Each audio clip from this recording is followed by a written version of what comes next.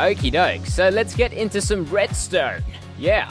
As you would know, we've got a potion shop, we've got a bank, and we've got the auto shop system here. Guess what they all have in common? They've all got the same...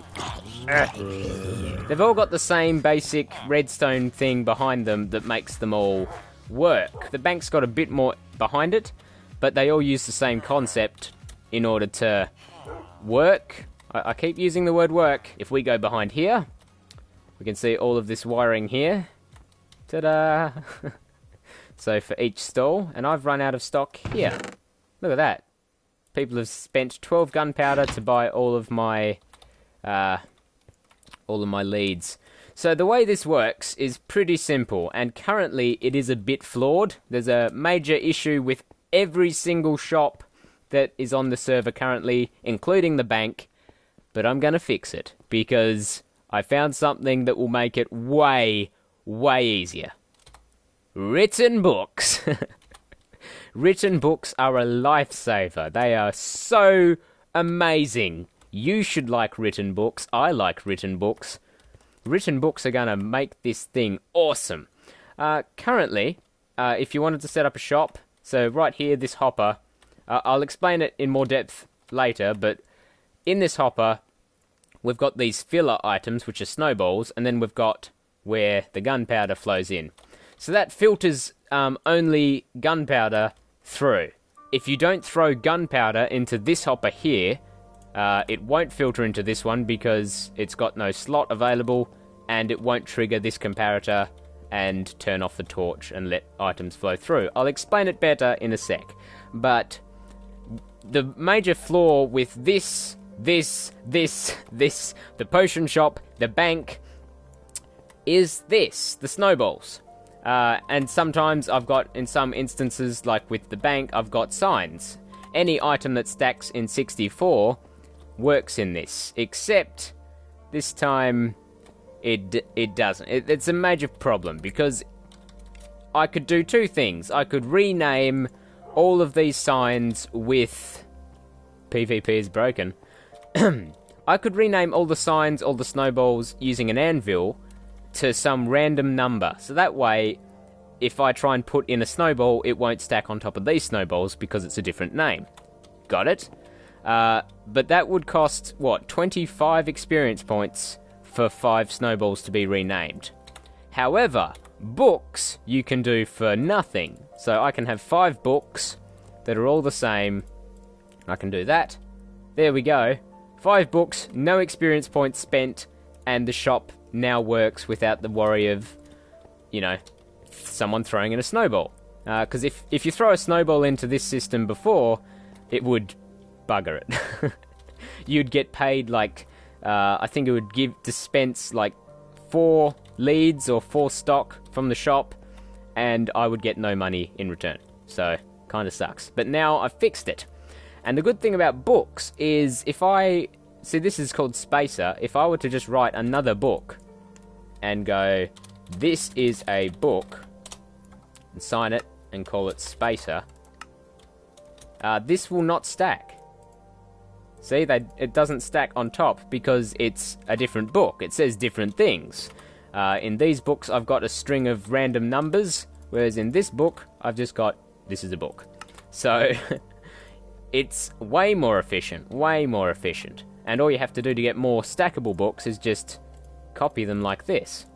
Ta-da! So that's going to be my new system for these from now on. It's way cheaper than sitting in the Blaze farm trying to get experience points to rename everything with an anvil.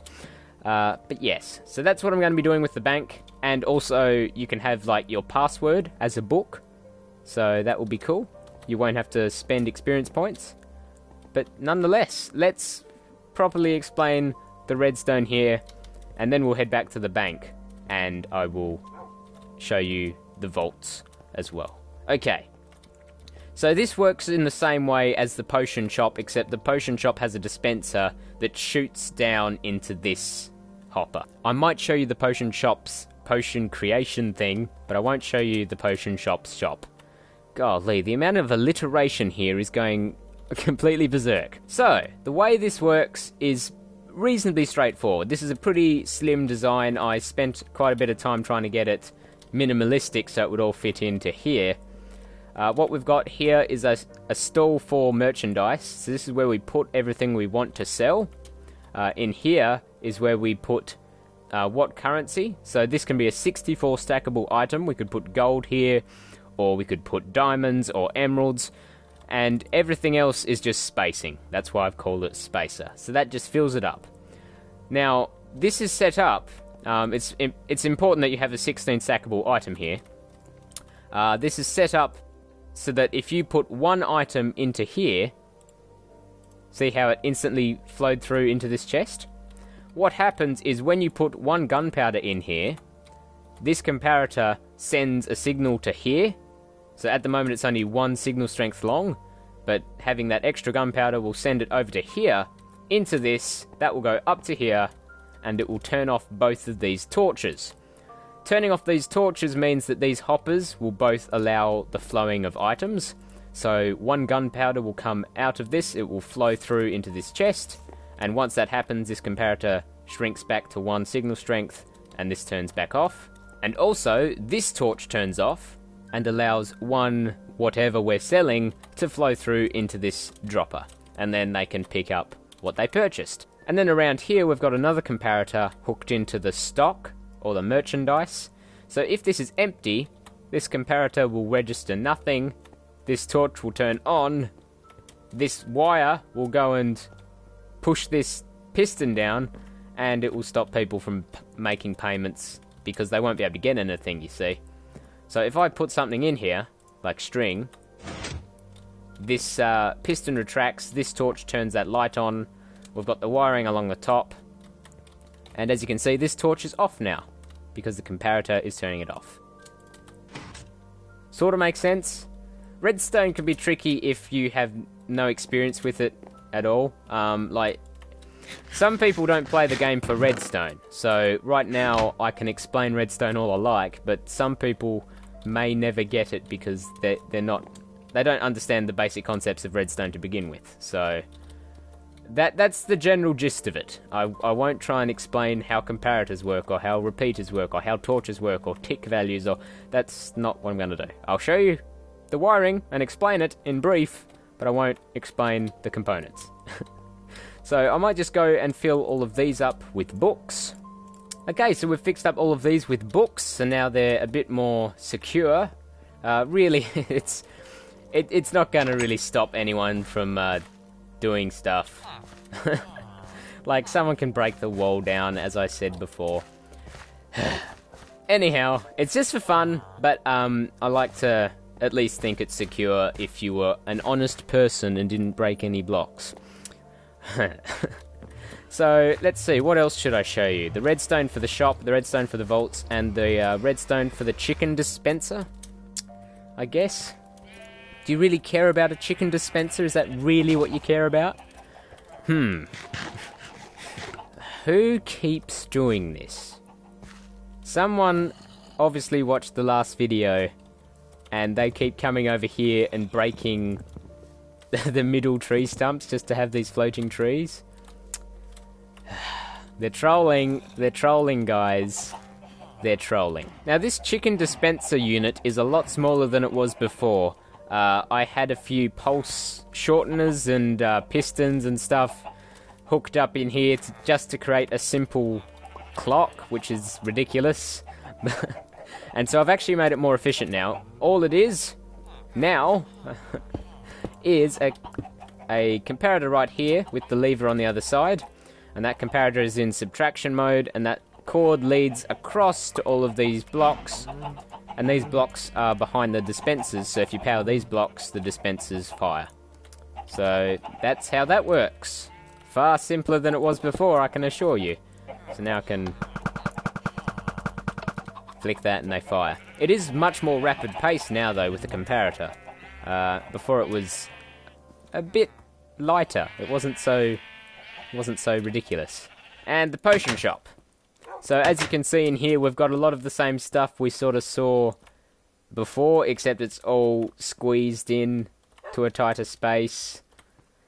Yeah, it's a bit messy in here. But down here is where it's all interesting. So we've got the two levers here, of course. We've got the button, and we've got all of our water bottles filling this chest up.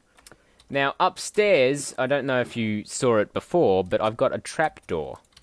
And this trapdoor, I can stand here, and I can fill up bottles of water, and they just throw into this little gap here, and fall into the system below. So that's a quicker way of filling up bottles. But here, as you can see, we've got some pressure plates, so I can stand and get a gust here. And if I get enough that it runs out, the light will flick off. And that's just a comparator, okay? You just have a comparator going into a torch, and if it's empty, the torch turns off and the light turns off too. Simple. This is simple too.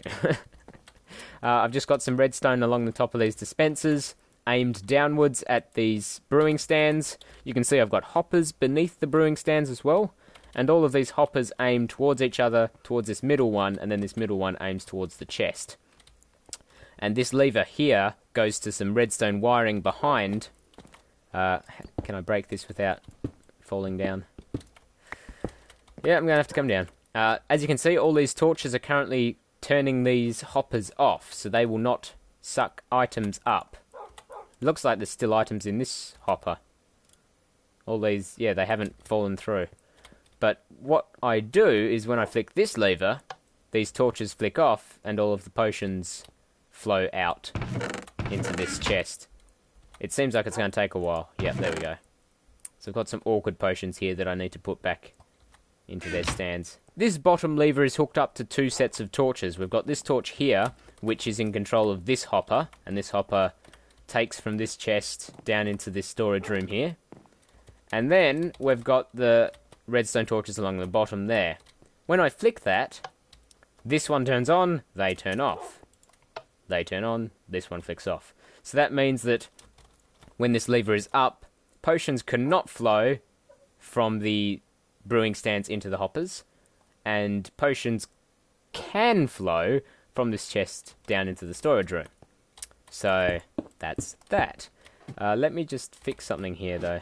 Rightio, there we go. So all of the potions are ready for me to brew later. So they're awkward potions, aren't they? So I can't do that. But if I press that button, they would all get dispensed some nether wart, and that way I could brew them further. And this top lever here, all that does is controls some torches along the very far back end over there, which stops these hoppers from dropping water. So they've got water bottles in them, and if this is up, they will not drop into there. I think. Yeah, something like that. Enough of this. Let's get into some exciting stuff. Let's work on the vaults. So I believe I've got some comparators up here in this chest. This is my redstone goodies chest. And I'm going to need some more redstone goodies. So do I have any stone? Okay then, so I've got some supplies. Let me show you how the new system works. So basically we have books now. So I've got Intelligic's vault. And I just put it in here, press the button. The door opens. I'm in my vault. One moment. There we go. Annoying animals. And then when I walk out, I get given my book back. Rightio, so how does this vault work? Pretty similar to the shops that I showed you just then. We have here a dropper, though, that shoots down into this hopper. And this hopper has the spacer books, and it also has the Intel's Vault book. So in order for this comparator here to send two signal strengths, I guess that's how you call it, 1, 2 signal strength. In order for this comparator to send this signal to this repeater right here and trigger all of the events, you need to have one more object in this hopper. So it has to be either a spacer book, which no one will have access to except me, or your password. So this password here, if I put this in here, like this, that stacks, and you can see it instantly got filtered out, and it opened the door. We heard the door open just then. So what happened here? How did it all unlock? Let me go get the key back so I can show you in default state. There we go. So back here, When this triggers this repeater to send a signal, it sends it two ways. It sends it this way, which turns off this torch, which allows this hopper to flow.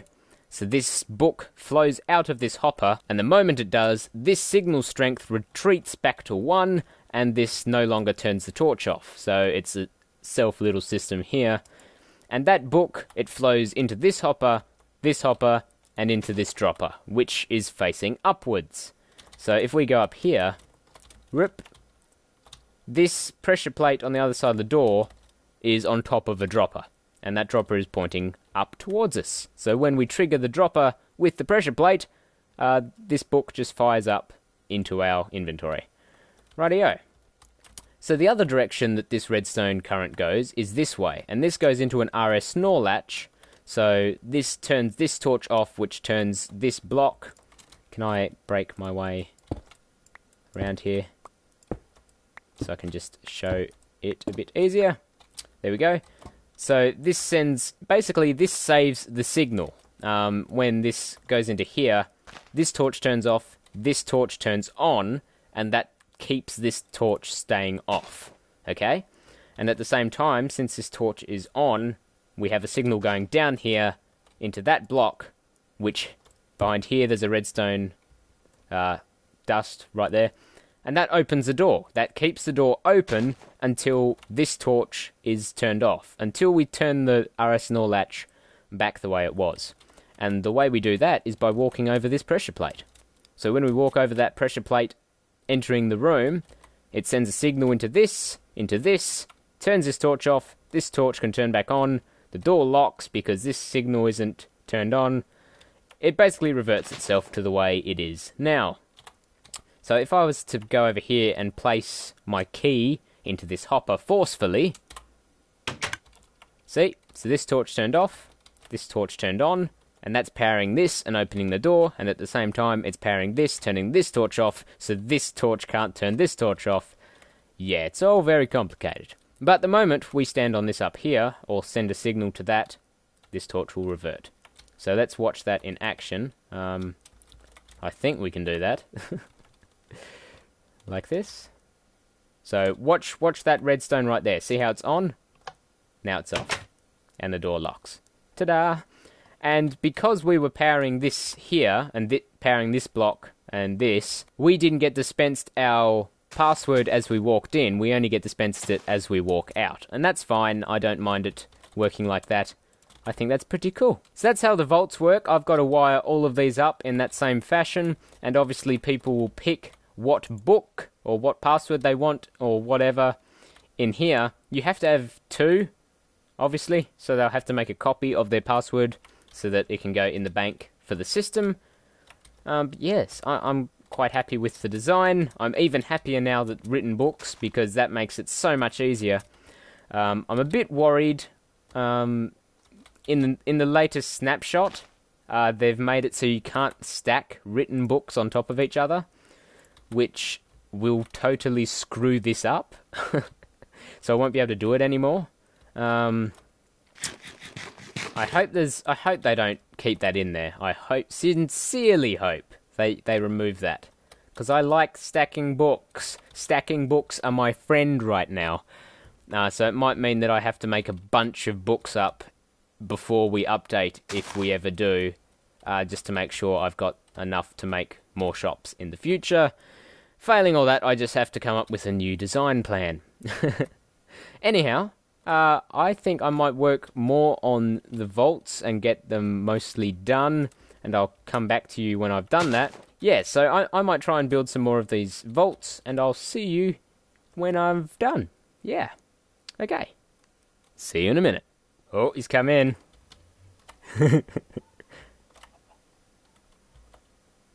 Oh. Actually. That's interesting. He's not me. Oh, it seems like my skins thing has fixed itself. Okay, so I just had a fiddle. It looks like his skin is normal.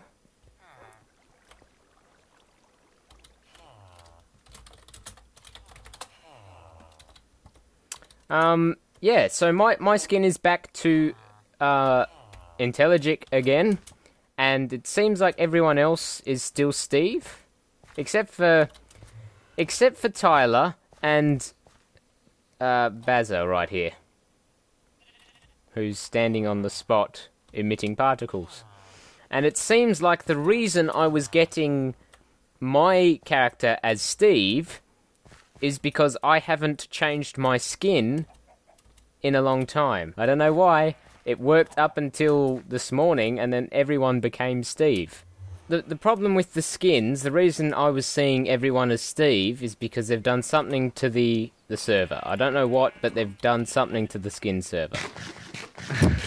Because So how'd you have to fix it? I had to just re-upload my skin, and my skin is back. And because, like, Tyler and Baden, they recently changed their skin. Yeah. So their skins show up normal on mine. Everyone else, though, who hasn't changed their skin in a while, looks like Steve. So since they've updated the skin server, Yeah, which is weird, because they did that last week. and it's only just happened now. It's only just affecting us now. Woo! Oh, your skin's back. What? I was gonna upload it soon. I am really confused now. It's okay, you're not the only one. What, so maybe re-uploading mine triggered an update? Oh, that doesn't make sense. Okay, I'm confused. Yeah, so this floor is all ready to go. I've just blocked up these so that people can't so people can't press the button and screw it up. Yeah. Are you replacing all of the cobblestone with stone brick eventually? What, behind the Or you buttons? just- No, like just in general, like for the filler. Oh, yeah, I I'm presume not it's just filler and you're replacing it. possibly. Yeah, I'm not sure. We might have like stone stairs around. Oh, stone stairs around the outside of this, and have a cobble in between. Hello, welcome back. I'm currently at ACZGD's house. There's no real way of saying that name easily. ACZG.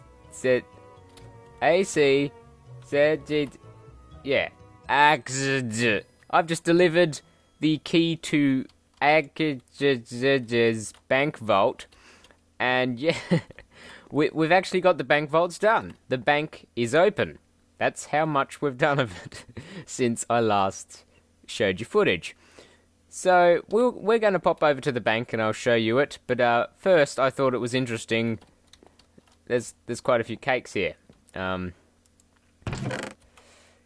Yeah. Okay. So I've been working on the bank, been doing the interior, been working on the vaults, and when we opened it all up, we then told people that the vaults were open.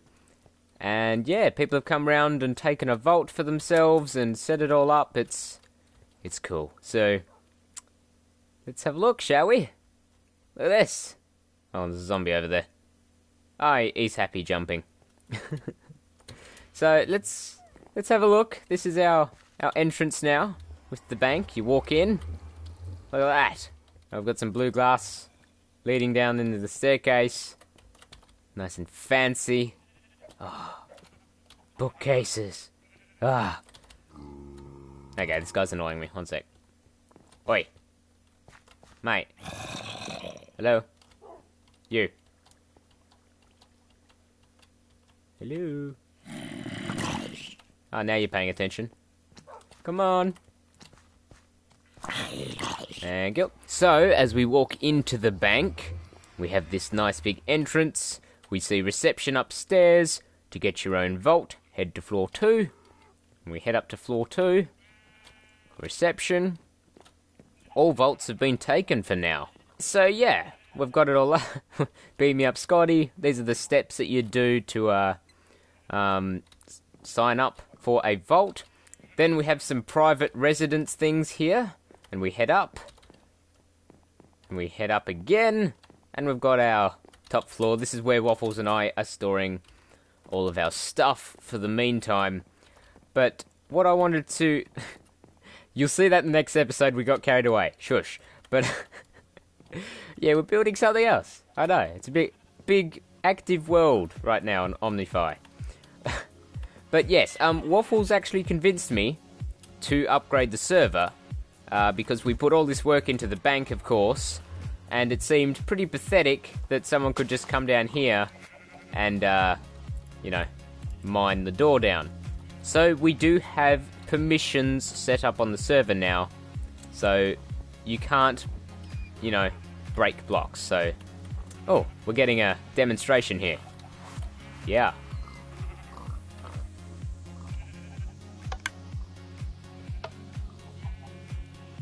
Come on, demonstrate it working.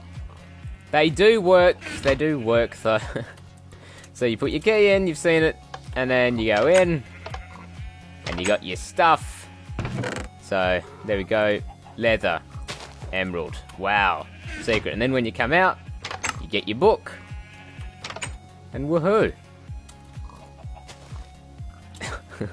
Anyhow, I think I'll end it there for this episode of OmNiFY. Thanks so much for watching, and I'll see you all next time. See you later.